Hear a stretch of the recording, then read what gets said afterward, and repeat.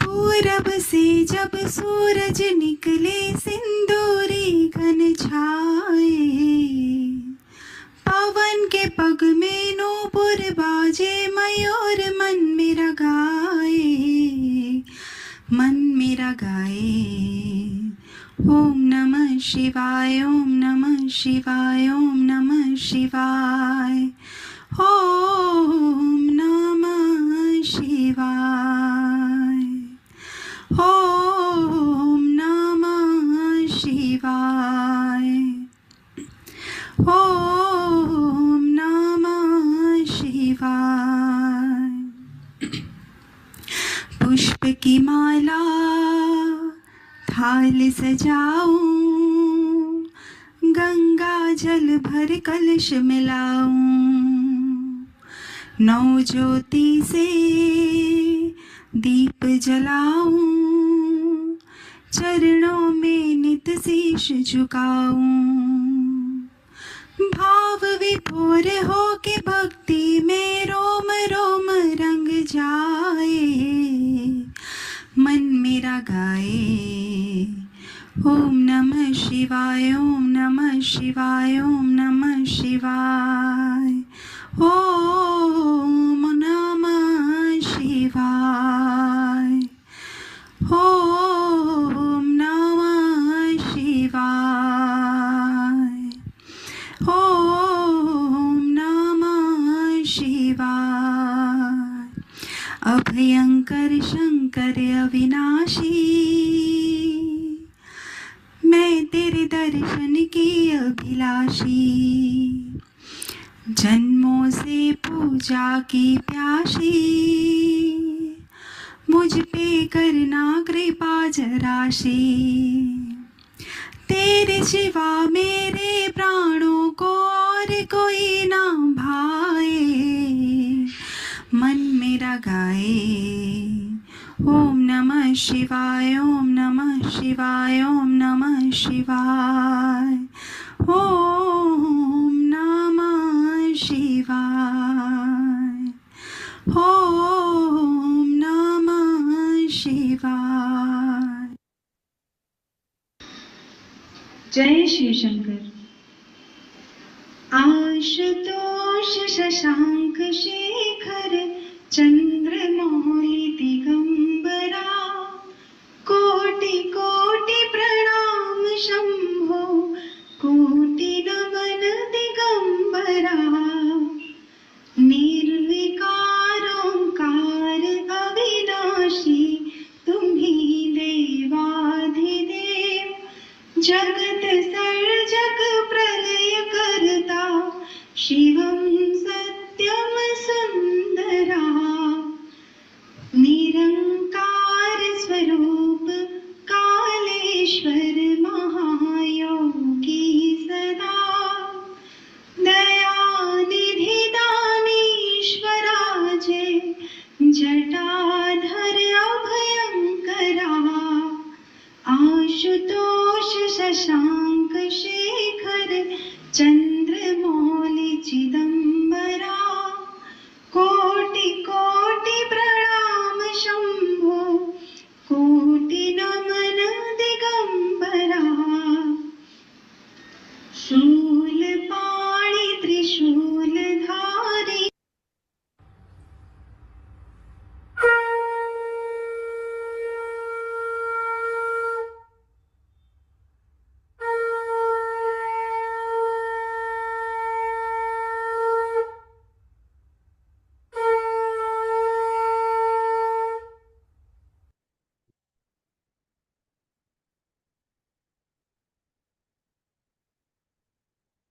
शुक्लांबरं धरं विष्णु शशिवर्णं चतुर्भुजं प्रसन्नवदनं ध्यायेत् सर्वविघ्नोपशान्तयेत्। सरस्वती नमस्तुभ्यं वरदे कामरूपिणी, विद्यारंभं करिष्यामि सिद्धिर्भवतु मे सदा। गुरुर्ब्रह्मा गुरुर्विष्णु गुरुर्देवो महेश्वरा, गुरुर्साक्षात् परब्रह्म तस्मै श्रीगुरवे नमः। ईश्वरो गुरुरात्मेति मूर्तिभेदविभागिने, व्योमवद्व्याप्तदेहाय दक्षिणामूर्तये नमः।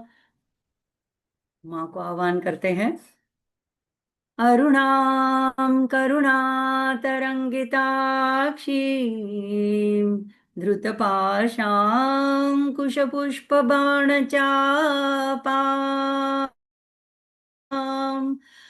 अणिमादिभिरावृतां मयूखैः रहमित्येव विभावये भवानी।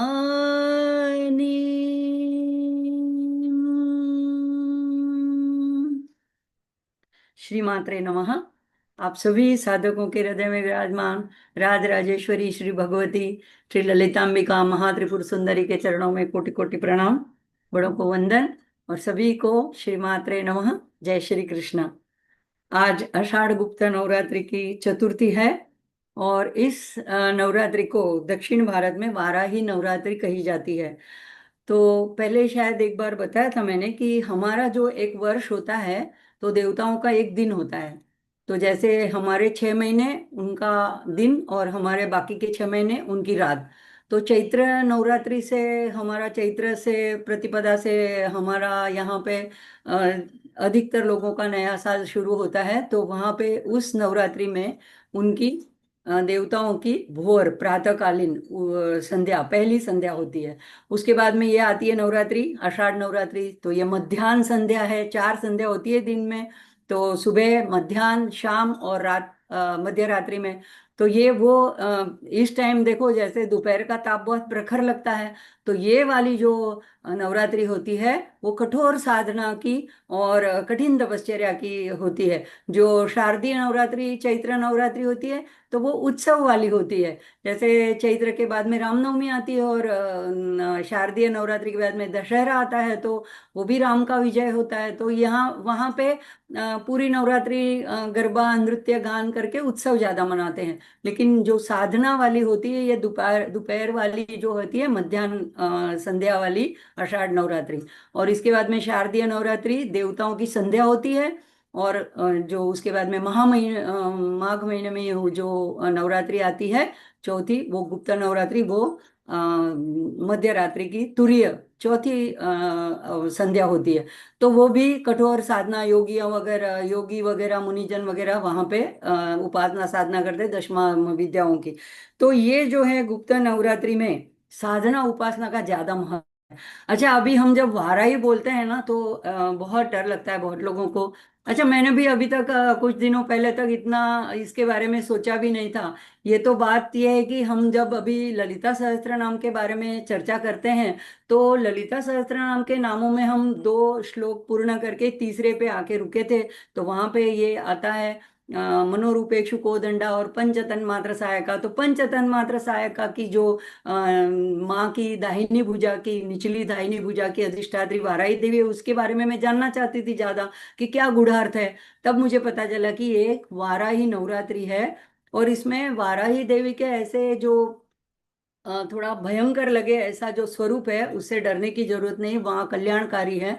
तो उसके बारे में जब ज्यादा जानकारी प्राप्त हुई तो एक ऐसा अमोघ साधन मिल गया, बहुत छोटा सा स्तोत्र जो कि हमारे सारे संकटों को दूर कर सकता है, हमें सुरक्षा प्रदान कर सकता है, हमारी बाधाएं दूर कर सकता है। तो मुझे लगा कि ललिता सहस्त्र नाम करते करते ये इसी के साथ जुड़ा हुआ ही है क्योंकि उसी का जो नाम तीसरे मंत्र का है पंचतन्मात्र सहायका, उसी की जो वाराही देवी है उसी की यह साधना है। तो उसको आज आज के सत्र में उसके बारे में ले लेते हैं।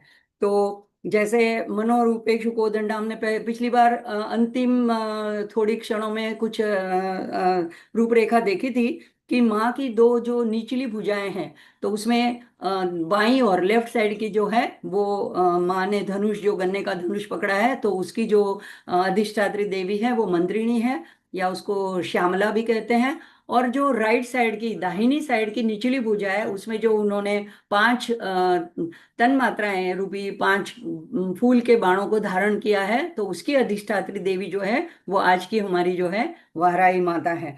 तो ये उनको वाराही माता को दंडनाथा भी कहते हैं क्योंकि वो अपने हाथ में एक दंड रखती है और माँ की दंड शक्ति उसी में समाई हुई है। तो यहाँ पे हम इनके माँ के नामों के गूढ़ रहस्यों को इसके बाद में देखेंगे। पहले आज हम वाराही माँ के बारे में देखते हैं। तो इसका स्वरूप हम देखते हैं पहले, कि वाराही माँ का स्वरूप कैसे होता है।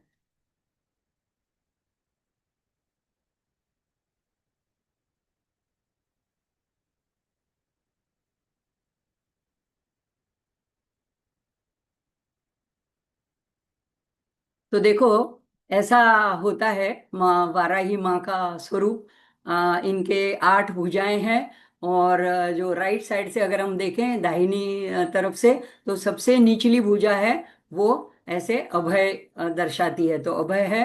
उस तरफ निचली भुजा है वो वरद, वरदान देने वाली है। तो अभय वरद दोनों मुद्राएं हैं। इस तरफ में, दाहिनी तरफ में, उसके बाद की जो नीचे से ऊपर की तरफ जाते हैं, तो वहां पे अंकुश धारण किया है। उसके ऊपर हल है। और उसके ऊपर चक्र, सुदर्शन चक्र। और यहाँ पे बाईं ओर अगर हम देखें, तो सबसे निचली भुजा जो है वो वरदान देने वाली वरद हस्त है। उसके बाद में ऊपर के हाथ में पाश है, उस जिसकी बात हम अगले पिछले सत्र में कर चुके हैं, अंकुश और पाश की बात। और ऊपर दंड है। दंड, इसको दंडिनी भी कहते हैं। तो एक ऐसा डंडा रखती है शिस्त पालन करने कराने के लिए। और शंख। तो ये जो है वाराही माता का ऐसा सुंदर स्वरूप है। उनकी मुखाकृति जो है वो वराह रूप है।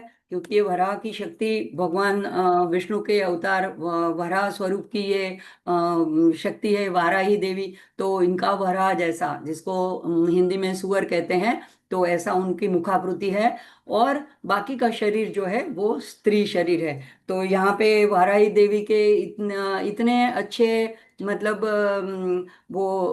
बताए हैं कि इनके गुण, कि ये रक्षण करता है। कि जैसे उन्होंने भगवान वाराह अवतार में पृथ्वी को हिरण्याक्ष से का वध करने के बाद में रसातल से पृथ्वी को ऊपर लेके आते, उठा के बजा के लेते हैं। तो भगवान की शक्ति जो है वो वाराही शक्ति है। जैसे सौंदर्य लहरी में भी बताया गया था पहले ही श्लोक में, कि शिव की शक्ति जो है, अगर शक्ति के बिना शिव है तो वो शव है। तो हर एक देवता की जो शक्तियां हैं, वो शक्तियों की वजह से देवता अपना कार्य करते हैं, ऐसा शाक्त संप्रदाय में और हमारे शास्त्रों में कहा जाता है। तो ये रक्षण करता स्वरूप है माँ का।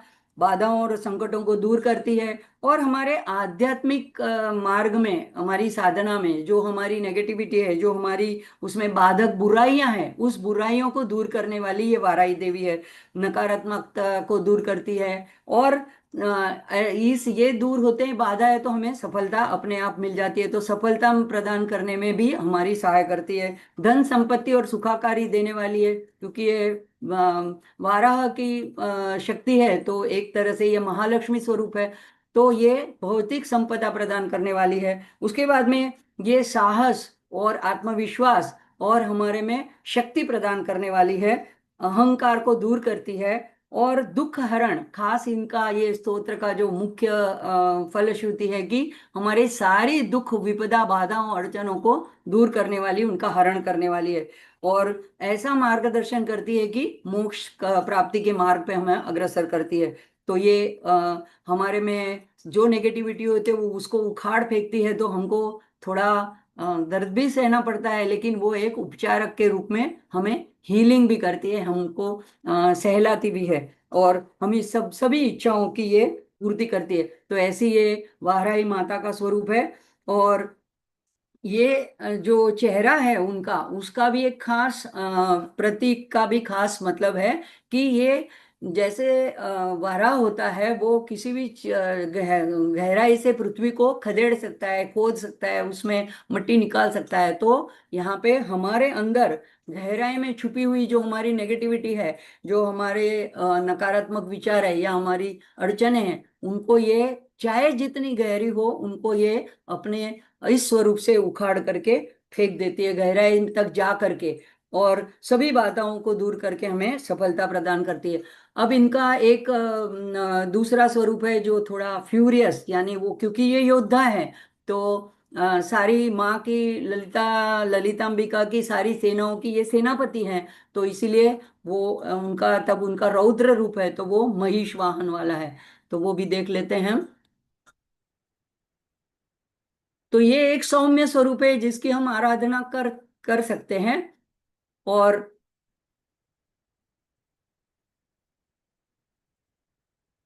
ये माँ का दूसरा ऐसा थोड़ा भयानक रूप है, लेकिन भक्तों के लिए नहीं है, दुष्टों के लिए, दानवों के लिए है।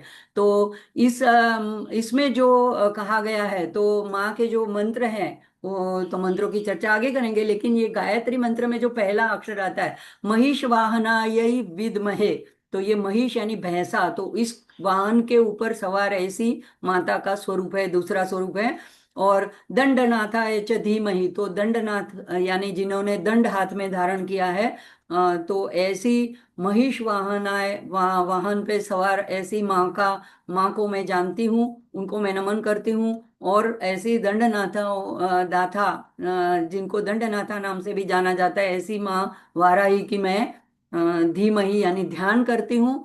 तो गायत्री मंत्र सभी देवताओं के लिए होते हैं, तीन विभाग होते हैं उसमें। तो पहला जानना, और जानने के बाद, स्वरूप जानने के बाद उनको ध्यान करना, और तीसरा उनको प्रार्थना करना। तो पहले विभाग में जानने की बात आई, विद्महे, दूसरे में धीमहि ध्यान की बात आई, और तीसरा तन्नो वाराही प्रचोदयात, हे वाराही देवी, आप हमारी बुद्धि को सन्मार्ग में प्रेरित करें। हमारे सभी गायत्री मंत्र में ये तन्नो, और फिर देवता का नाम, और प्रचोदयात, तो इसका ये की अर्थ है कि हमारी बुद्धि, जो हमारे गीता में भी बताया है कि सारे मैं शरीर से परे इंद्रियां हूँ, इंद्रिया से परे मन, मन से परे बुद्धि, तो बुद्धि से परे मैं हूँ, ऐसे जब कहा जाए तो आत्म स्वरूप तक पहुंचने के लिए बुद्धि को शुद्ध करना बहुत आवश्यक है। इसलिए गायत्री मंत्र हमेशा हमारी ये सनातन धर्म की एक विशेषता है।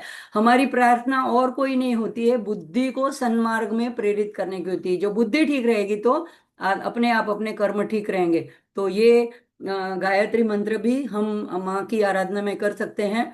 पूजा की विधि वगैरह हम आगे बात करेंगे इसमें। अब माँ का स्थान कहाँ पे है? तो हमारे शरीर में आज्ञा चक्र में माँ, हृदय ललिता कहते हैं, तो ये जो माँ की शक्ति है, तो ये वाराही का स्थान जो है, दो भवों के बीच में आज्ञा चक्र में है।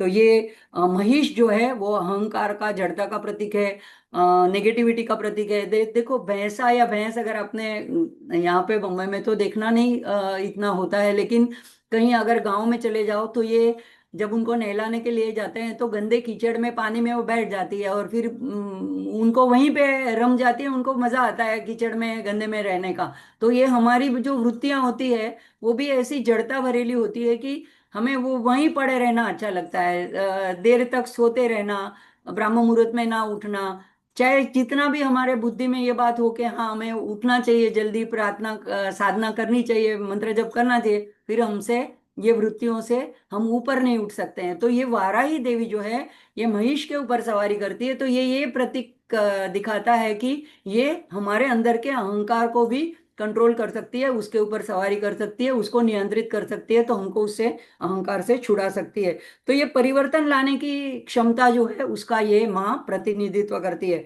अब आज्ञा चक्र जो है, वहां पे वो उनका स्थान शरीर में दिखाया गया है, तो वो रुद्र ग्रंथि विभेदिनी, तो रुद्र ग्रंथि को विभेदन करने में सहायकारी है। और इसके शरीर के नीचे के जो पांच चक्र हैं, पंच महाभूत से बने हुए, मूलाधार, स्वादिष्ठान, अनाहत, विशुद्धि, ये जो सारे चक्र है, उन चक्रों को भी ये सक्रिय करती है, और उनके ऊपर भी उनका आधिपत्य है। तो वाराह का एक रूप हमने जैसे देखा कि वाराह भगवान की शक्ति है, तो उस रूप में भी उनका हम ध्यान या पूजन कर सकते हैं। अगर हमारे घर में वाराही देवी की प्रतिमा नहीं है, चित्र नहीं है, तो हम हमारे घर में जो भी देवी है, महालक्ष्मी है, ललितांबिका है, या जो हमारी कुल देवी है, सिंह वाहिनी है, वाघ वाहिनी है, जो भी है, तो उनको सामने रख के हम ये स्तोत्र का पाठ कर सकते हैं, क्योंकि आखिर में वो माँ की ही शक्ति है। तो ये वाराही करुणा की सागर है, और वो पंच पूजा उनकी इतनी सिंपल है कि कोई बड़ा मंत्र तंत्र जंत्र, ऐसी बहुत बड़ा, जैसे श्री यंत्र में बहुत बड़ा उपचार करना होता है, ऐसी कोई नहीं है, बहुत छोटी सी इसकी विधि है, और हम आगे देखेंगे। और इसके फायदे बहुत बड़े हैं कि हमारे सारे आंतरिक शत्रुओं को ये नष्ट कर देती है। तो माँ की कृपा से हम ऐसे पद को पहुंच जाते हैं। हमारी ऐसी परिस्थिति हो जाती है कि जब हमारे अंदर के शत्रु चले जाते हैं। देखो, मुझे महाभारत की एक कथा याद आती है कि द्रोणाचार्य गुरु जी कहते हैं कि आप गांव में से जाके किसी दुर्जन को पकड़ के दे ढूंढ के ले आओ। तो जब दोनों जन जाते हैं, कौरव और पांडव, तो दुर्योधन जो जाता है उसको तो सारे ही दुर्जन दिखते हैं, और जो युधिष्ठिर होते हैं वो कहते हैं मुझे तो कोई नहीं दिखा। तो इसका मतलब क्या है? अगर हमारी जैसी वृत्ति होती है, ऐसा हमें बाहर उसका असर दिखता है। अगर हमारा मन शुद्ध है तो हमें सारे लोग अच्छे लगते हैं। अगर हम हमारे अंदर जो विकार है तो वही विकार हमें सामने में वाले में भी नजर आते हैं। तो माँ ये करती है कि हमारे आंतरिक शत्रुओं का विनाश कर देती है, जैसे काम, क्रोध, मोह, अहंकार, अज्ञान। तो ऐसे पद पे पहुंचा देती है कि हमारा कोई शत्रु ही नहीं रहता, या तो हमें दिखता ही नहीं। तो ऐसे ऐसा हमें पद माँ प्राप्त करा देती है। तो अब ये माँ के मंत्र देखते हैं, जिसकी बहुत सिंपल तरीके से हम प्रार्थना कर सकते हैं। अगर आप समय हो तो ज्यादा बार बोलो, या 5 बार बोलो, 11 बार बोलो। अगर ज्यादा समय है तो 21 बार, या 108 बार। तो वैदिक मंत्र जो है वो है ओम वाराही सर्वतो माम रक्ष रक्ष दुर्गे हुम फट स्वाहा। ये एक मंत्र है, वैदिक मंत्र है।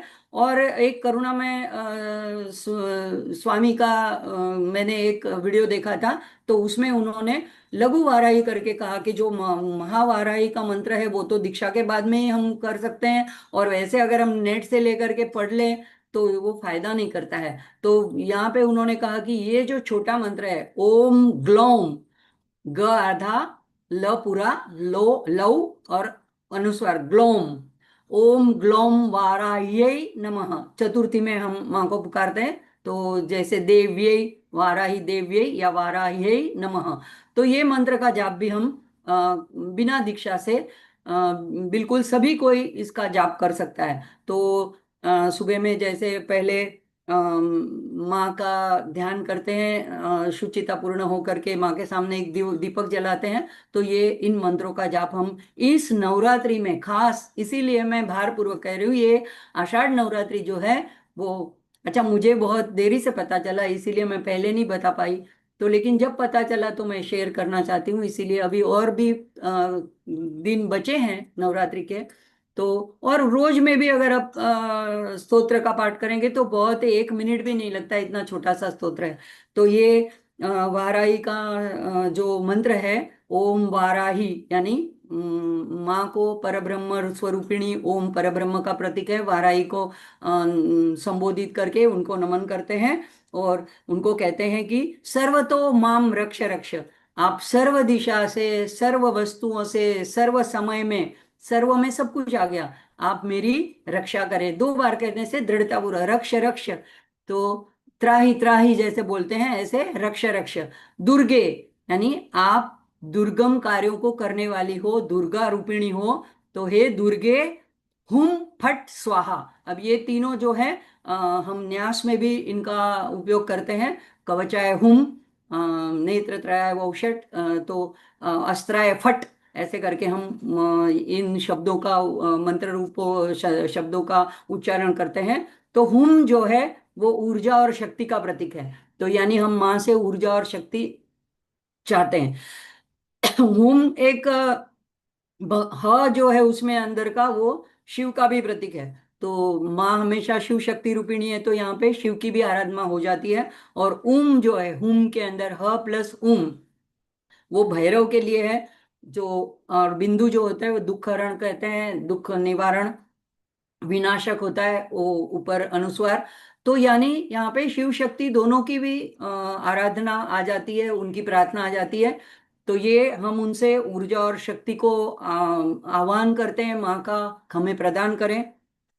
फट, जैसे हम फट कहते हैं, अस्त्राय फट, ऐसे करके 3 बार ताली बजाते हैं। तो ये फट जो आवाज आती है, उससे नकारात्मक शक्तियों को दूर भगाने के लिए हम प्रार्थना करते हैं, या तो हम उनको दूर जाने का आदेश देते हैं। और स्वाहा, स्वाहा जो है ये हम जैसे यज्ञ में आहुति देते हैं, तो यहाँ पे हम अपने आप की, अपने अभिमान की, अपने स्वयं की हम आहुति माँ के चरणों में देते हैं, यानी कि हम अपने आप को समर्पित करते हैं। तो माँ, हमें अपने चरणों में स्थान दीजिए और हमारी सब तरह से रक्षा कीजिए। इतना सुंदर इसका मंत्र का अर्थ है। और ये ग्लोम जो है वो वाराही का बीज मंत्र है। जैसे क्रोम काली का होता है, गम गणपति का होता है, तो ऐसे एक एक बीज मंत्र होते हैं, बीजाक्षर, जिसमें उनकी शक्ति भरी पड़ी रहती है। तो इसीलिए अगर छोटा मंत्र जपना हो तो ओम ग्लोम वाराह्यै नमः। तो ये अम, अम, मंत्र कुछ है जो हम इस नवरात्रि में माँ की आराधना में जप कर सकते हैं। तो बहुत सिंपल से मंत्र हैं। और अन्य जो रूप है, और एक माँ का एक ऐसा रूप है। ऐसे तो तंत्र में बहुत सारे रूप हैं, उसकी डिटेल में हम नहीं जाएंगे। हम तो सिंपल सा भक्ति के रूप से देखेंगे और उस तरह से जो आराधना करते हैं उसी की चर्चा करेंगे। तो वहां पे एक रूप और भी है कि जो अपने दांतों के ऊपर आपने वराह अवतार देखा होगा, तो उसके ऐसे दो बड़े दांत बाहर निकले होते हैं। उसके ऊपर ब्रह्मांड को, यानी हिरण्यगर्भ को कहो या ब्रह्मांड पिंड को कहो, उन्होंने अपने इस स्वरूप में धारण करके रखा है। तो यह भी माँ की ऐसी पृथ्वी को धारण करने की शक्ति है, जिससे पृथ्वी जो है अपनी धुरी पे भी घूम सकती है और आकाश के सूर्य के आसपास भी अच्छी तरह से, मतलब ये जो गुरुत्वाकर्षण हम कहते हैं विज्ञान की भाषा में, तो ये एक दूसरे को एक निश्चित रूप के अंतर से रखना, धारण करके रखना, इसके लिए एक शक्ति जवाबदार है। हमें कोई चीज उठानी होती है तो भी शक्ति की जरूरत पड़ती है, उसको वहीं पे ऐसे खड़ा रखना होता है तो भी शक्ति की जरूरत पड़ती है। तो ये शक्ति जो है, वाराही शक्ति, उस पृथ्वी को धारण किए है तो अपने दांतों में। तो देवी भागवत में और सप्तशती में और गहरा पुराण में भी इन वाराही देवी का उल्लेख आता है। सप्तशती में अगर शुंभ निशुंभ के वक्त के वक्त सारे देवताओं की शक्तियां माँ की मदद करने के लिए, भगवती की, दुर्गा की मदद करने के लिए वहां पे उपस्थित होती है। ब्रह्मा की ब्रह्माणी, इंद्राणी, ये कौमारी, वैष्णवी, सारी शक्तियां वहां पे आकर के जमा हो जाती है। तो वहां पे वाराही का वहां पे भी उल्लेख है। तो ये सारी जो है रक्त बीज और शुंभ निशुंभ और अंधकासुर, इन दानवों के साथ में लड़ते वक्त माँ की सहायकारी शक्तियों के साथ रूप में माँ के साथ युद्ध में भाग लेती है। अब ये कौन है अंधकासुर? तो ये एक हमारे अहंकार का ही प्रतीक है। ये जो कथाएं होती है उसके एक प्रतीक होता है, उससे हमें क्या सीख लेनी होती है। तो ये हमको कभी कभी कोई पद मिल जाता है, कोई एक स्थान मिल जाता है, तो थोड़ा मद अहंकार आ जाता है। और उस पद के हिसाब से आप देखोगे तो उस आदमी को क्रोध भी जल्दी आ जाता है कि जैसे कोई ऑफिस में साहब मेरे टेबल पे किसने रखा, ऐसा क्यों नहीं कहा किया, वैसा क्यों नहीं हुआ। तो ये एक जो क्रोध में आदमी अंधा हो जाता है, तो वही अंधकासुर है। और वो अंधकासुर हमारे अंदर भी कभी कभी अपना रूप लेकर के आ जाता है, हमें भी क्रोध आ जाता है। तो ये अंधकासुर से लड़ने के लिए, या रक्तबीज, जिससे एक एक बूंद में से हजारों रक्तबीज पैदा होते थे, तो ऐसे ही हमारे मन में अगर एक बात आ गई, एक विचार आई, तो उसके पीछे और अनेक विचार उसके पीछे चले आते हैं। तो ये एक में से अनेक विचार जो पैदा होते हैं, हम उसी बात में उलझे रहते हैं, यही हमारे अंदर रक्त बीज है। तो ये सारे हमारी नेगेटिविटी है, हमारे अंदर के जो आंतरिक शत्रु है, इनके साथ लड़ने के लिए हमें ये वाराही शक्ति का आह्वान करना होता है।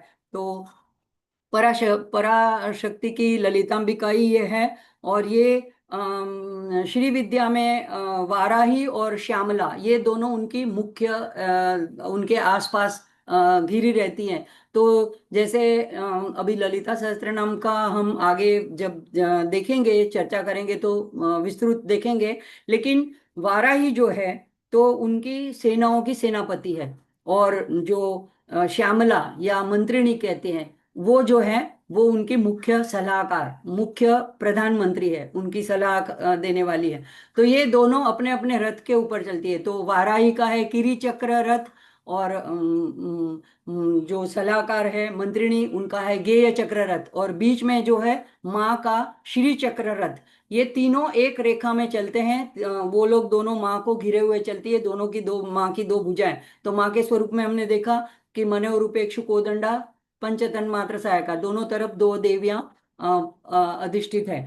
तो ये जो है माँ ललितांबिका की ये दोनों भुजाएं हैं, एक दंडिनी शक्ति है और एक कोदंड शक्ति है। तो ये दंडिनी शक्ति है वो वाराही है, और कोदंड यानी धनुष्य की शक्ति है वो श्यामला कहते हैं, मंत्रिणी कहते हैं उसको, राजमातंगी भी कहते हैं, श्री विद्या में उनको अनेक नाम से पुकारते हैं। तो अब हमारी उपासना में हमें क्यों उपासना करनी है, हमारी उपासना में उनका क्या स्थान है? ये तो हो गई पुराणों की कथा कि जहाँ पे वो बंडासुर के साथ युद्ध करने जाती है। हमारे शरीर में कहाँ क्या उनका स्थान है? तो हम उसको एक स्लाइड की मदद से समझने का प्रयत्न करेंगे।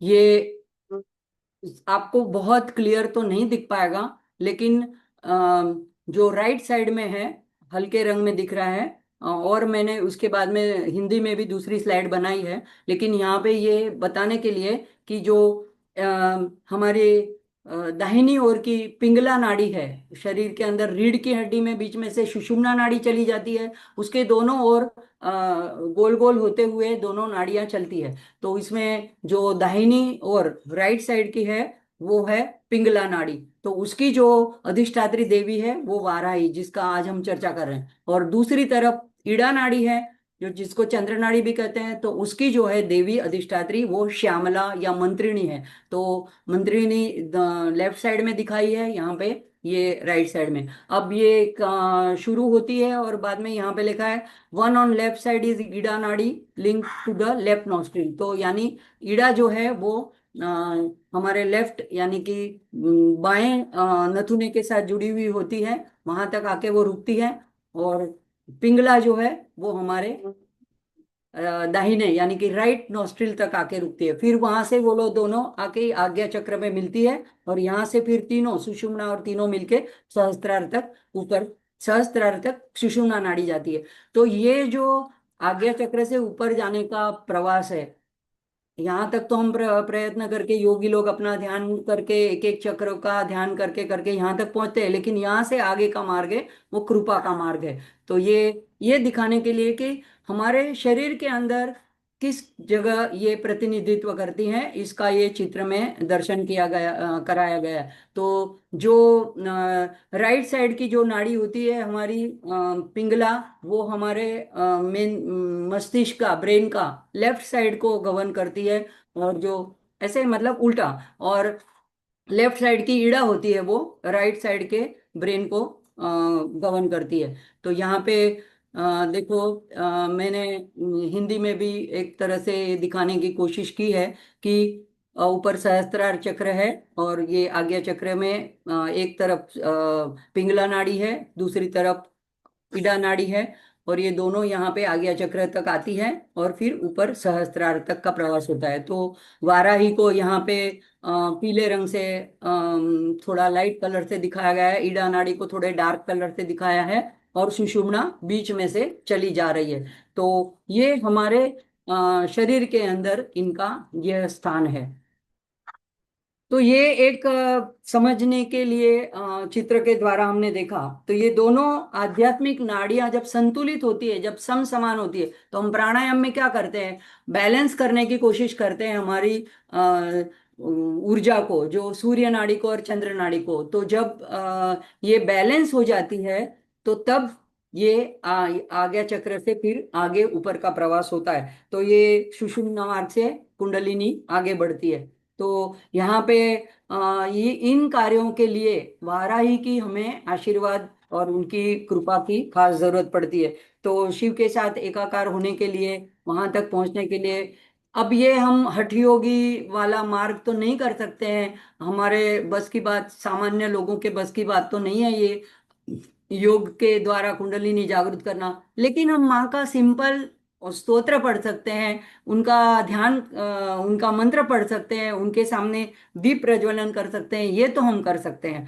तो ये ललिता के अब पूजा विधि के बारे में देखेंगे। तो पंचोपचार पूजा करनी है, जैसे कैसे करना है, तो सामने आपके घर में जो भी प्रतीक है, कोई भी देवी का प्रतीक है वो सामने आप रखिए।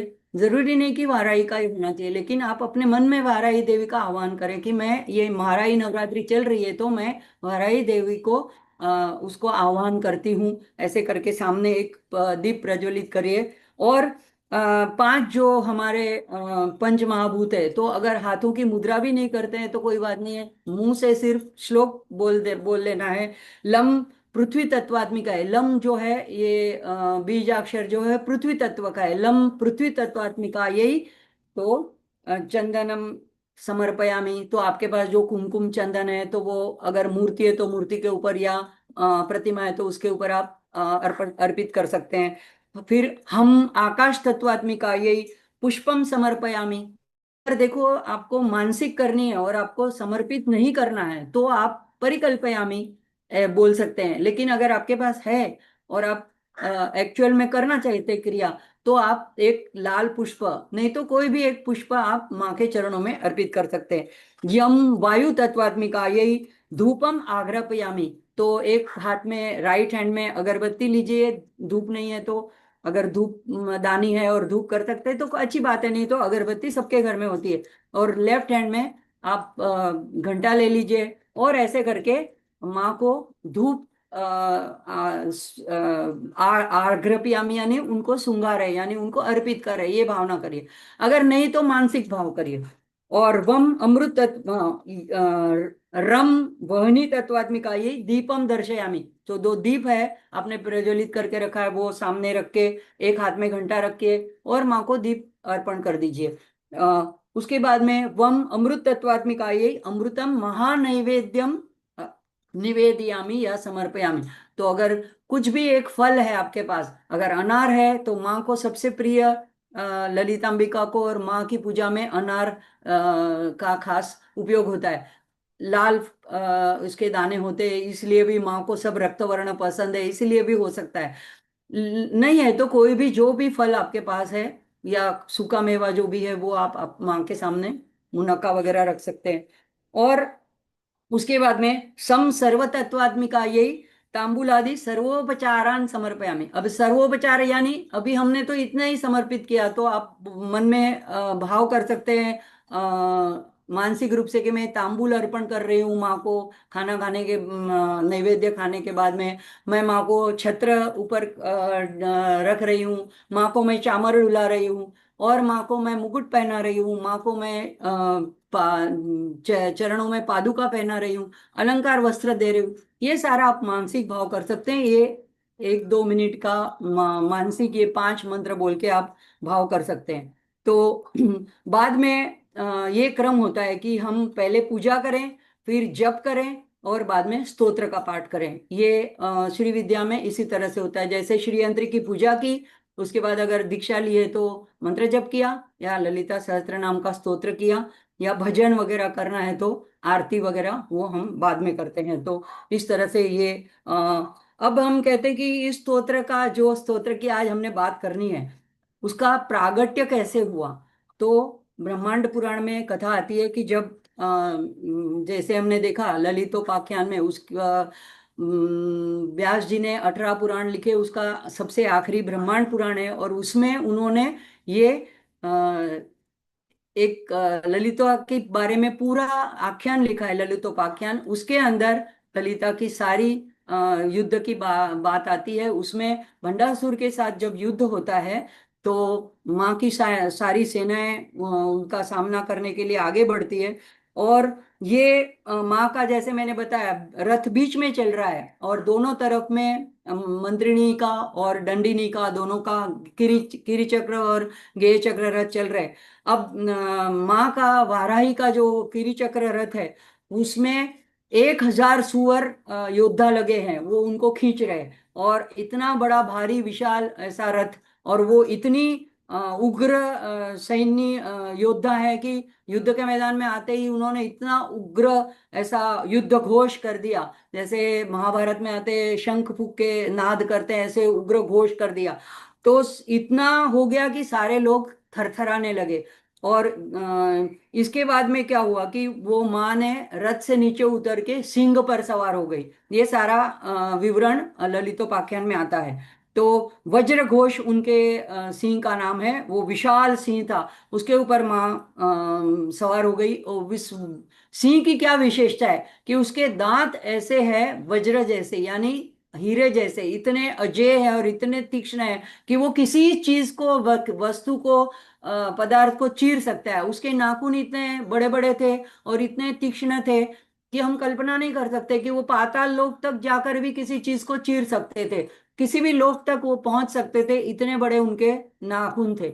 तो ये उनके ऊपर देवी सवार। अब ये सब देख के उसके बाद में सिंह ने एक दहाड़ लगाई, और उसकी दहाड़ से सारा ब्रह्मांड कंपित होने लगा, सारे लोग डर गए, देवताओं को भी चिंता होने लगी कि माँ इतनी गुस्से में है, इतनी क्रोध में है, तो कहीं पृथ्वी को ही चीर फाड़ ना दे, क्योंकि उनके पास हल था, मुसल था।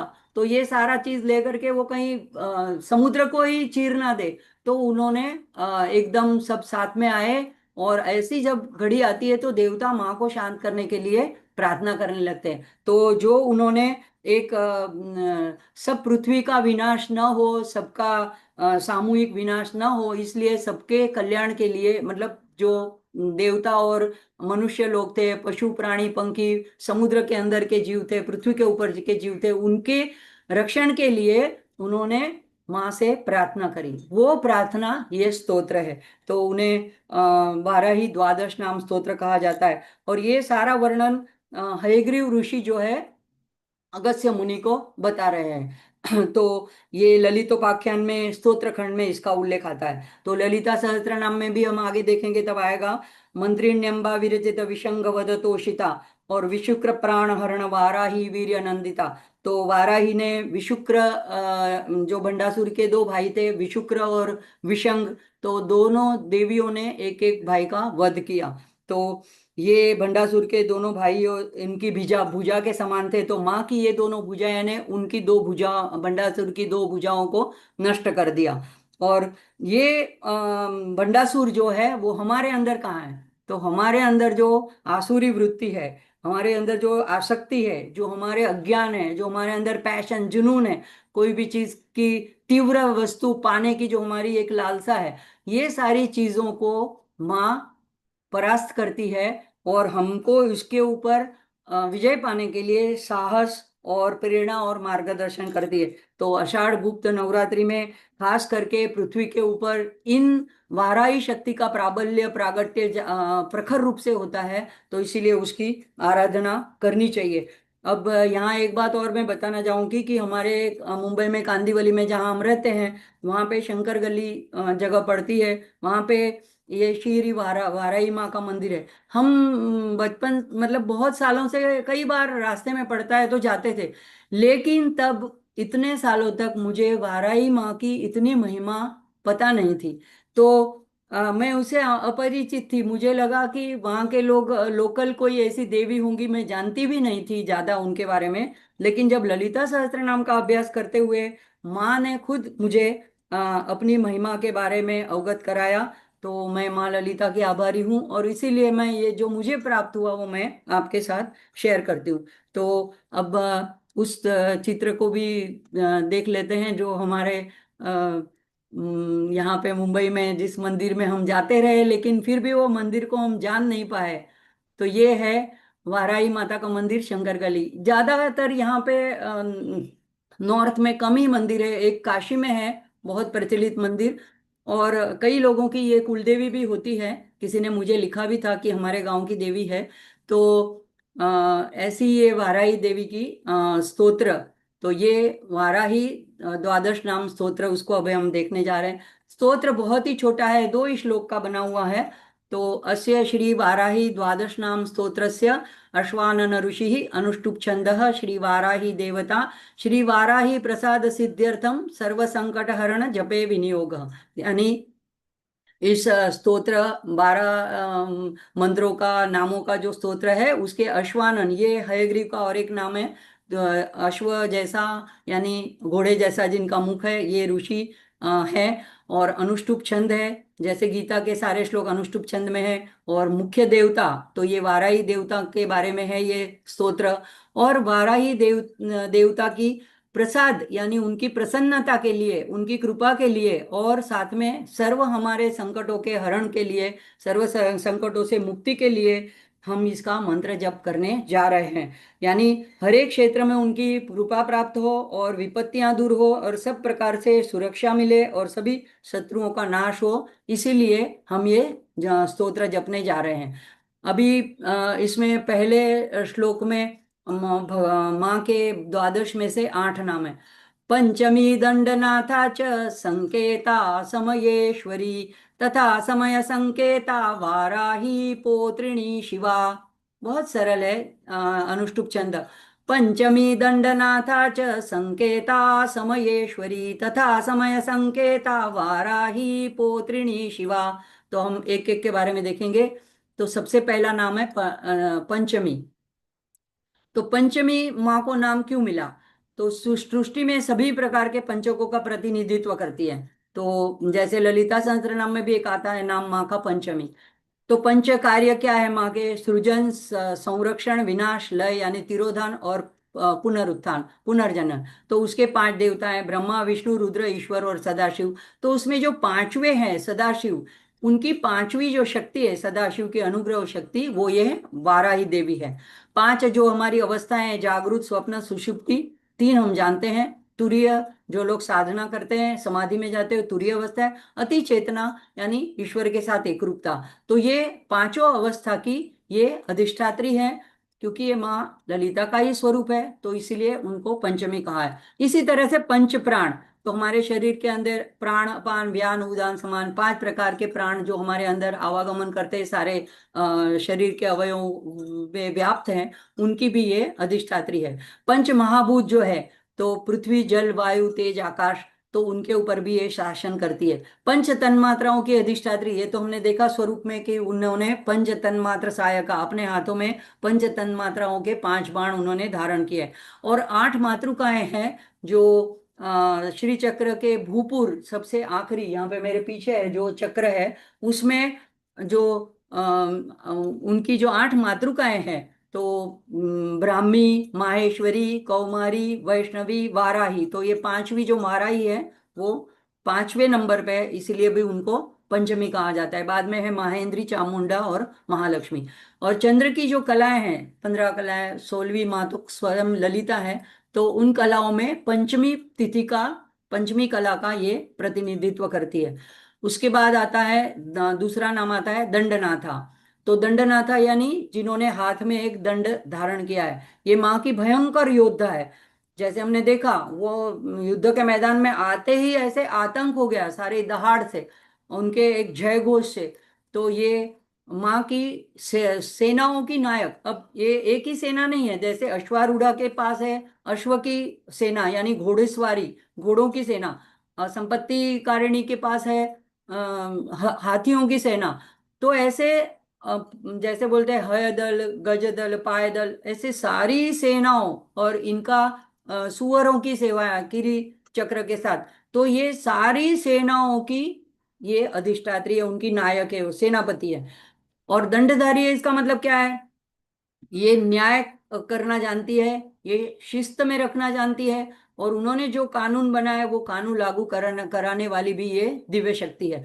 तो ये शक्ति जो है ये हमको किस तरह से काम आती है? तो ये सख्त नियम का पालन हमारे से करवा लेती है। अगर हमने कोई नियम लिया कि हम रोज एक स्तोत्र बोलेंगे, तो ये फिर माँ की जिम्मेदारी हमसे वो करवा लेती है। और उसके बाद हमारे जो शत्रु होते हैं और विघटनकारी शक्तियां हैं, तो उनको ये दूर करने वाली है। गहरे कर्मों को उखाड़ कर नष्ट करने वाली शक्ति है। तो ये अंदर तक जाके हमारे अनेक जन्मों के कोई अनेक बुराइयां होती है, उसको ये उखाड़ करके फेंक देती है।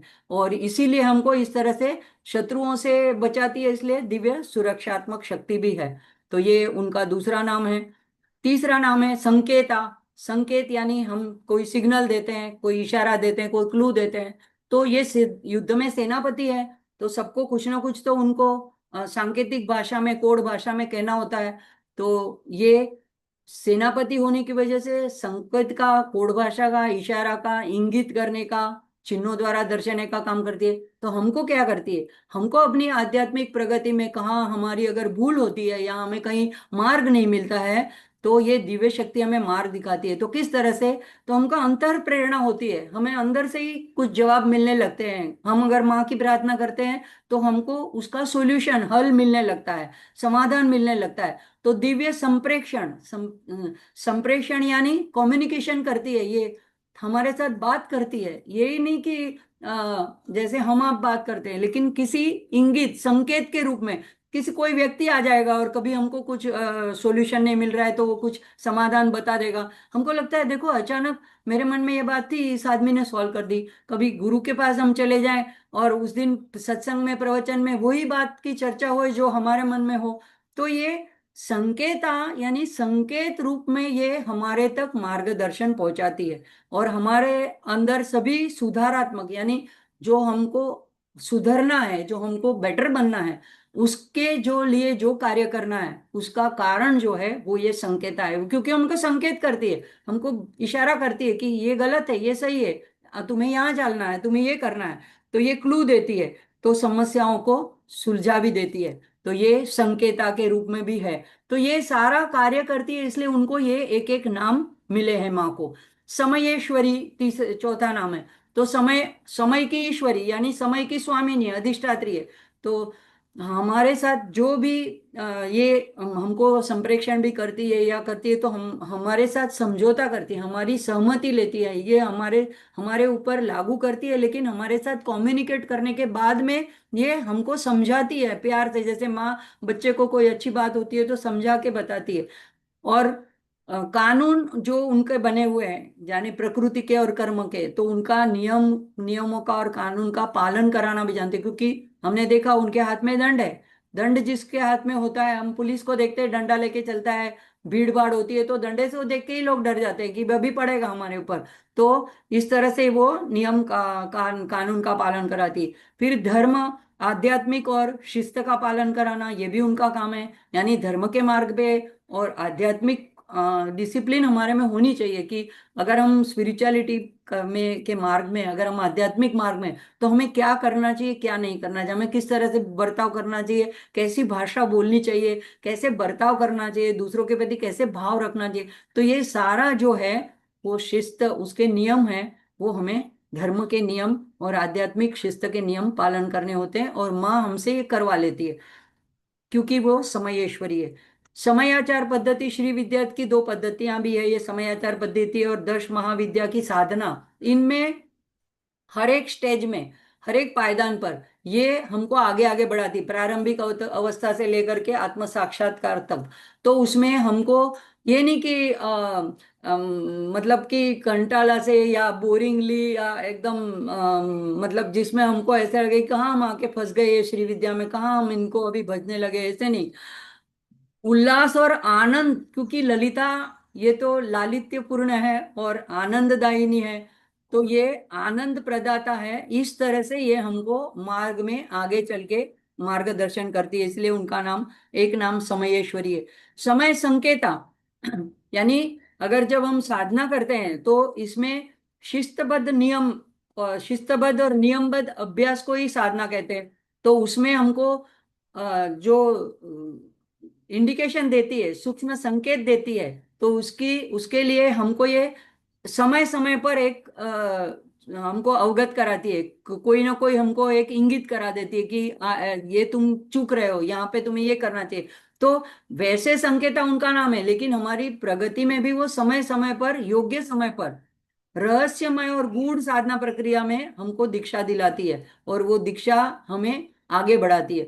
तो जो जिस पद्धति में हम उपासना कर रहे हैं, तो उसके कुछ नीति नियम होते हैं, कुछ रीति रिवाज होते हैं, हमारे कुल की कुछ परंपराएं होती है। तो वो सब की वो निगरानी भी रखती है और उसका प्रशासन, एडमिनिस्ट्रेशन भी करती है और हमारे से करवा लेती है।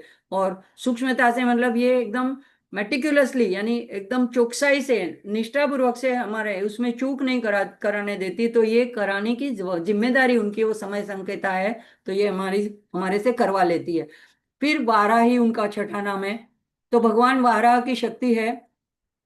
ये हमने जैसे आगे देखा कि जैसे पुराणों में कथा आती है, तो वराह भगवान ने जो हिरण्याक्ष युद्ध करके जो पृथ्वी को रसातल में लेके गए थे, तो दानव तो उनको बाहर निकाला, तो पृथ्वी को जो उन्होंने रक्षण प्रदान किया और सारे जीवों को रक्षण प्रदान किया, इसलिए उनको जीवनदाता भी कहा जाता है। तो ये माँ का एक पौराणिक महत्व और रूप भी है कि वो वाराही इसलिए बनी थी, उन्होंने ये शक्ति इसलिए धारण करी कि उस माँ उसमें उनको वो कार्य करना था, वराह रूप से उन्हें पृथ्वी को आधार देना था। तो ये इसलिए उनका वाराही भी नाम है।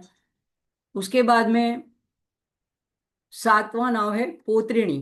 तो पोत्रिणी शब्द सुअर के लिए किया जाता है, तो वैसे मुख वाली माँ है। अब खास करके वापस पोत्रिणी क्यों कहा गया, क्योंकि यहाँ पे उसकी और एक विशेषता बताई कि सुअर जो होता है वो जैसे मत्स्य अवतार हुआ, कूर्मा अवतार हुआ, फिर वाराह अवतार हुआ। तो वाराह अवतार में ये जो वाराह है वो दोनों तरफ जा सकते हैं, पानी के अंदर भी जाके उन्होंने अपने दांत से पृथ्वी को निकाला, और पृथ्वी के ऊपर भी वो डिग कर सकते हैं, खोद सकते हैं, अंदर तक सुराग बना सकते हैं। तो कुशल तैराक भी होते हैं, मतलब पानी में वो डूबते नहीं है। ऐसे सभी प्राणी जो पृथ्वी पर चलने वाले होते हैं वो सभी लोग इतने कुशल तैराक नहीं होते हैं। लेकिन यहाँ पे पोत्रिणी नाम से ये बताया गया है, ये इंगित किया गया है हमारे लिए कि जीवन में सारी बाधाएं आएंगी, जैसे उन्होंने पृथ्वी को बचाने के लिए जो ये वारा रूप अपना आधारा और ये शक्ति धारण करी, तो ऐसी बाधाएं आएंगी, लेकिन हमें तैराक कुशल तैराक के रूप में उनका आधार लेकर के उन बाधाओं को पार करके निकल जाना है। मतलब हमें तैरना सिखाती है, उनमें से भवसागर से पार होना सिखाती है, इसलिए वो उनका ये तैराकू रूप है।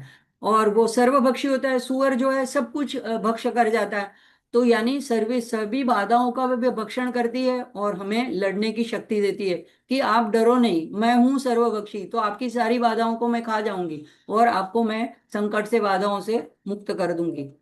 उसके बाद में नाम आता है शिवा। तो ये तो सभी को पता है, शिव जो है कल्याणकारी और उनकी शक्ति शिवा, तो ये कल्याणकारिणी शक्ति है।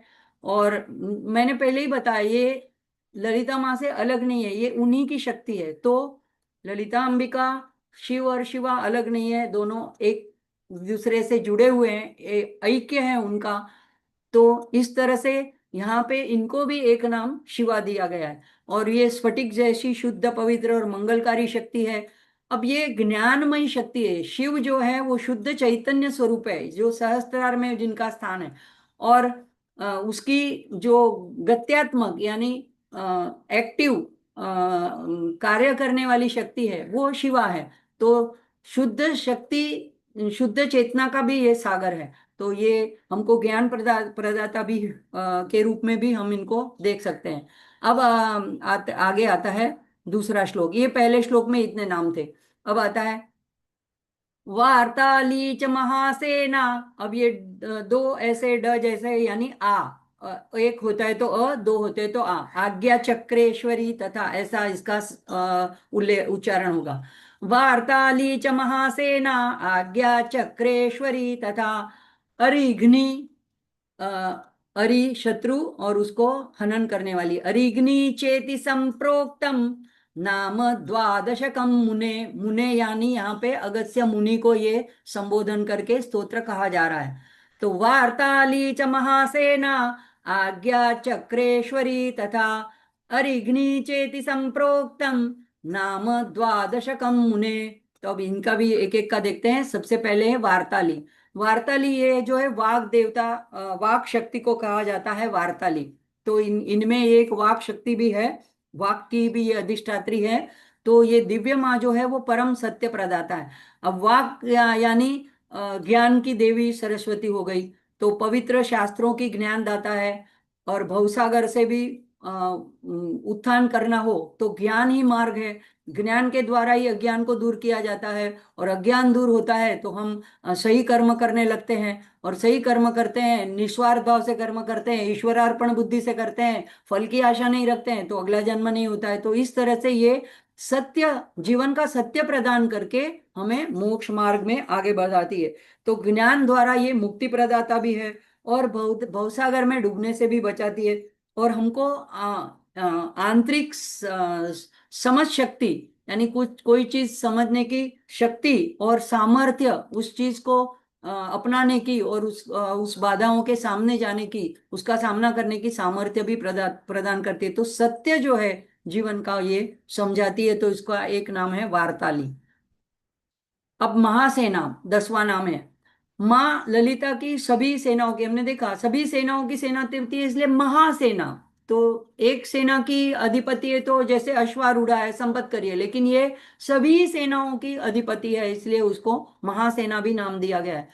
सभी अस्त्र शस्त्रों में ये पारंगत है। अभी देखो, जो अगर महासेना है, अगर हमारे मिलिट्री के जो सर्वोच्च अधिकारी होंगे, तो उनको सभी अस्त्र शस्त्र चलाना आना ही होता है। तो ये नहीं होता है कि मैं ये जानता नहीं हूँ, तभी वो सेनापति नहीं कहे जाएंगे। तो इसीलिए यहाँ पे जितने भी अलग अलग प्रकार के, उनका जो ललितोपाख्यान में बड़ा विस्तृत वर्णन है। भंडासुर एक शस्त्र फेंकता है, उसके सामने काउंटर में माँ दूसरा शस्त्र अस्त्र उसको परास्त करने के लिए उपयोग में लाती है। तो ये सारे अस्त्र शस्त्रों में वाराही जो है वो पारंगत है, यानी कुशल है, वो सामर्थ्य है उनका। और ये होने के साथ साथ सभी संसाधन भी उनके पास है। तो इसका मतलब क्या है कि मुझे अगर सब कुछ चलाना आता हो, लेकिन वो शस्त्र मेरे पास ना हो, तो जैसे मुझे ब्रह्म विद्या, ब्रह्मास्त्र का ज्ञान हो, लेकिन मेरे पास ब्रह्मास्त्र ही ना हो, तो ऐसा नहीं। यहाँ पे कहते हैं कि यानी मेरे पास ऐसा हो नहीं सकता है, लेकिन ये एक बात है कि जिस शस्त्र का मुझे ज्ञान हो, समझो मुझे तलवार का ज्ञान हो, लेकिन तलवार मेरे हाथ में ना हो, तो मैं कैसे चलाऊं। तो ऐसे यहाँ पे माँ के पास सभी संसाधन, सभी अस्त्र शस्त्र भी उनके पास होते हैं, उनके रथ के अंदर। तो इसका मतलब क्या हुआ, हमारे जीवन में जो भी बाधाएं अड़चने आती है, वो अलग अलग बाधाओं के लिए अलग अलग अस्त्र शस्त्र की जरूरत पड़ती है, उसको दूर करने के लिए। तो हमारी वो जीवन के बहु शारीरिक बाधाएं हो, मानसिक हो, भौतिक हो या आध्यात्मिक हो, तो सभी पहलू में, सभी एस्पेक्ट में ये हमको सुख समाधान और भलाई देती है। और हमको सभी में हमारा कल्याण सोचने वाली है, हमारे हमारे लिए सुखदायिनी बनती है। तो हमारी सुख रूपिणी करती है। तो इसीलिए इसको महासेना, ये महासेना इसलिए है कि हमारी सभी तरह की बाधाओं को सभी प्रकार के अस्त्रों शस्त्रों के साथ ये दूर कर सकती है। अब आज्ञा चक्रेश्वरी, हमने देखा कि उनका स्वरूप कहाँ है, उनका स्थान क्या है। तो आज्ञा चक्री की अधिष्ठात्री है। तो सभी चक्रों को ये सक्रिय करती है। तो मूलाधार से लेके ऊपर तक के विशुद्धि तक के चक्रों को ये सक्रिय करने के लिए हमारी मदद करती है।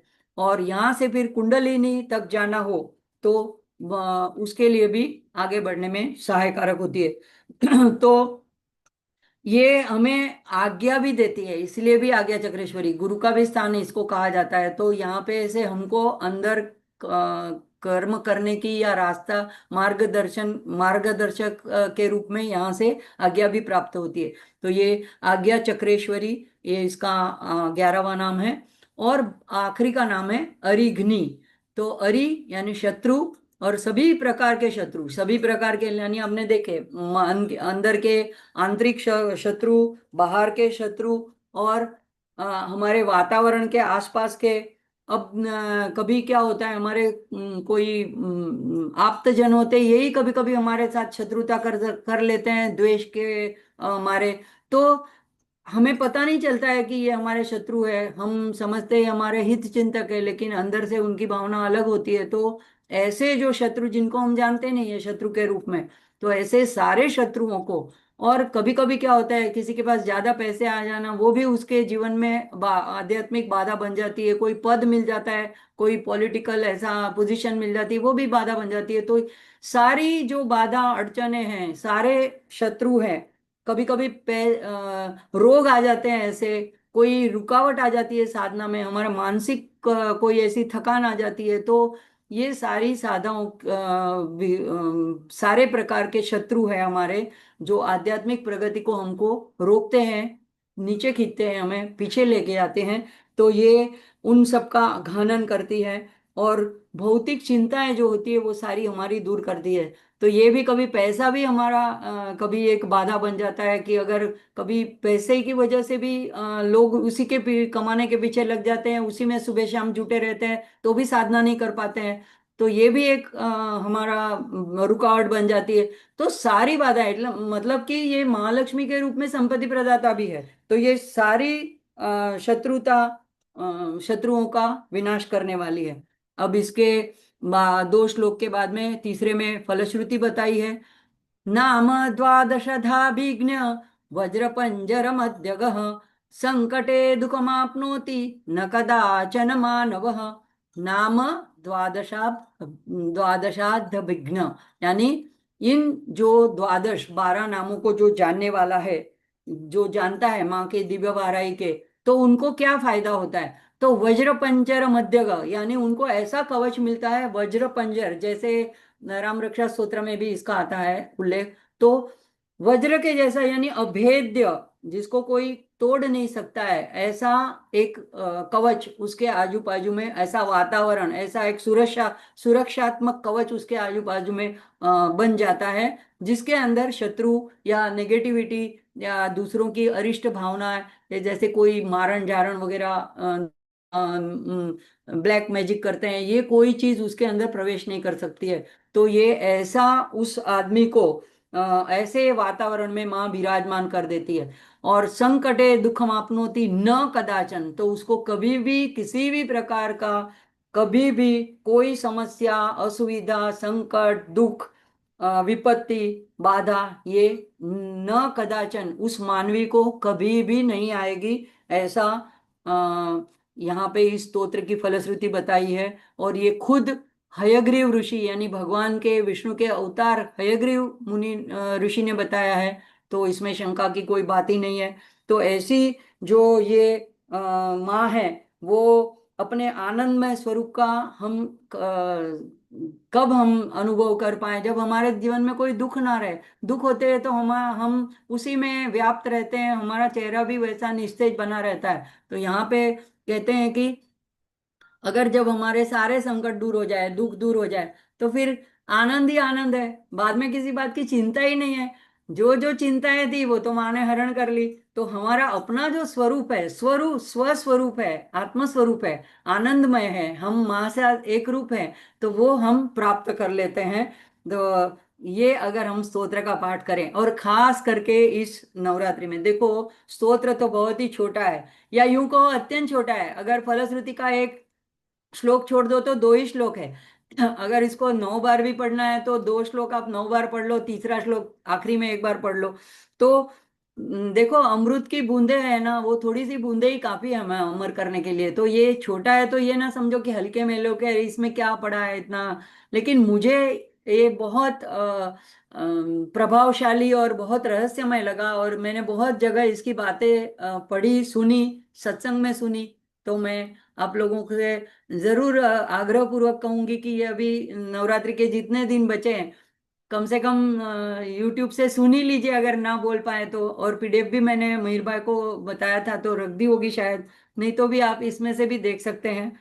तो परम पूज्य गोंदलेकर महाराज जो है, वो तो नाम की इतनी महिमा बताते हैं कि नाम वही रूप है, ऐसा समझ के ही आप आराधना करो। तो जैसे धीरे धीरे आप नाम में डूब जाओगे, नाम बोलते बोलते नाम से प्रेम होता जाएगा, और वो दृढ़ होता जाएगा, तो स्वरूप अपने आप प्रकट हो जाएगा। तो ये जरूरी नहीं है कहीं बाहर से सुमेरु पर्वत पे से या सुधा सागर मध्यसा में ढूंढने जाने की जरूरत नहीं है। माँ को अंदर ही है, और अंदर से ही वो प्रकट होने वाली है। अभी है कि हमारे विकारों की वजह से, या हमारे अपने ही भ्रमित विचारों की वजह से, या हमारे दुराग्रहों की वजह से वो ढकी हुई है, आवरण में है। और वो निकाल देने की शक्ति भी उसी में है, हमारे से होने होने वाला नहीं है। तो हमें सिर्फ क्या करना है, ये एक स्तोत्र पढ़ना है, और तो भीतर ही वो प्रकट हो जाएगी। तो प्रपंच के बीच में अगर माँ को हम भूल ना जाए, इसलिए हमारे ऋषि मुनियों ने ऐसी व्यवस्था करके रखी है कि थोड़े थोड़े दिनों में ऐसे पर्व आते रहते हैं, ऐसे उत्सव आते रहते हैं, ऐसे साधना के दिन आते रहते हैं। तो इसीलिए ये नवरात्रि ऐसी साधना के लिए ऋषि मुनियों ने प्रायोजित की है। तो बस हम उसकी नाम लेते रहे, उसकी छत्र छाया में रहे, ताकि उसकी कृपा वृष्टि का आनंद ले सके। और हमारे आसपास अनेक पाश है, कुटुंब मित्र, हमारे सगे संबंधी, हमारा घर, हमारा पैसा, कितने पाश पाश में हम बंधे हैं, लेकिन वो पाश में से छूटने के लिए एक ही उपाय है, नाम। और ये स्तोत्र में सिर्फ नाम ही है, 12 नाम ही बोलने हैं हमें। तो ये अगस्त्य ऋषि को भगवान हयग्रीव ने ये एक सरल, छोटा, अत्यंत प्रभावशाली मार्ग बताया है, और हमें भी इसके द्वारा ये हमको भी बताते हैं। तो हमें जरूर इसका लाभ ले लेना चाहिए। तो माँ भगवती और श्री ललिताम्बिका और उसकी शक्ति श्री माँ वाराही इस आषाढ़ गुप्त नवरात्रि में हम सब पर कृपा करे, यही प्रार्थना है। हमें शत्रुओं से, आंतरिक तथा बाह्य दोनों प्रकार से शत्रुओं से रक्षा करे, हमारे शत्रुओं का नाश करे, और आध्यात्मिक मार्ग पर हमें आगे बढ़ाए, हमारे सारे संकट दूर करे। यही माँ के चरणों में प्रार्थना करते हुए आज के सत्र को समाप्ति की ओर ले जाते हैं। मैं हर बार कहती हूँ कि जागृति जी एकदम आखिरी तक मेरी सहाय करती है। मैं जिस तरह से कहती हूँ उस तरह से मेरी स्लाइड बनाने में मदद करती है। स्लाइड होती है तो समझाने में भी आसानी होती है, और आप लोग भी अगर वापस ये वीडियो देखें तो आपको भी ये रिकैप करने में इजी हो जाएगा। तो इस सब के लिए मैं जागृति बहन की आभारी हूँ, तन्मय शिव संकल्प मस्तु के टीम की आभारी हूँ, अर्चना जी की और मिहिर भाई की खास आभारी हूँ कि हमेशा मुझे प्रेरणा देते रहते हैं। और माँ की कृपा है कि आप सब लोग मुझे प्रेरणा, मोटिवेशन देते हैं, इसलिए मैं आपके समक्ष कुछ मेरा जो अल्प ज्ञान है वो प्रदर्शित कर सकती हूँ। ओम पूर्णमद पूर्णमिदं पूर्णात् पूर्णमुदच्यते पूर्णस्य पूर्णमादाय पूर्णमेवावशिष्यते। ओम शांति शांति शांति। हरि ओम श्री गुरुभ्यो नमः। हरि ओम। अब आगे के सत्र में हम हमारे ललिता सहस्त्र नाम से आगे बढ़ेंगे। ये बीच में नवरात्रि की वजह से ये वाला सत्र ले लिया हमने। जय माता दी। अग्निमा दह्यमानस्तु शत्रु मध्ये गतोरणे विषमे दुर्गमे चैव वरीयाता शरणम गता। जो माँ भगवती के नाम है, हमने जो महिमा सुनी माँ भगवती के द्वादश नामों के विषय में हमने जो श्रवण किया है, तो माँ भगवती के नाम की तो बहुत महिमा है। जैसे अभी बात हो रही थी, आखिरी जो नाम था उसमें भी ऐसे ही आया कि शत्रु मध्य गतोरण, किसी भी प्रकार के शत्रु हो या फिर कोई व्यक्ति अग्नि में भी दग्ध हो रहा हो, मानी अग्नि के बीच में फंस गया हो, शत्रुओं के बीच में फंस गया हो, किसी भी भयपूर्ण स्थिति में हो, अगर माँ भगवती के नामों का स्मरण भी कर ले तो अवश्य ही उसको अनुभव होता है कि वो यह विकट परिस्थिति से निकल रहा है। ऐसे माँ भगवती के अत्यंत शक्तिशाली जो द्वादश नाम है उसका हमें यह गुप्त नवरात्रि में श्रवण करने का अवसर माँ भगवती की कृपा से, चेतना बहन के माध्यम से हमें प्राप्त हो रहा है। यह बहुत बड़े भाग की बात है। आइए आज के सत्र को विराम की ओर ले जाए और अगले सप्ताह से, जैसे चेतना बहन ने कहा कि ललिताम्बा माँ की आराधना में फिर से हम आगे उसकी यात्रा प्रारंभ करेंगे। आइए आज के सत्र को विराम की ओर ले जाए, सभी साथ मिलकर के भगवान महादेव का जय घोष करें। हर नमः हर ओम पार्वती हर पतये हर हर महादेव। महादेव। जय श्री कृष्ण। जय श्री कृष्ण। दीदी बहुत अच्छा बताते हो।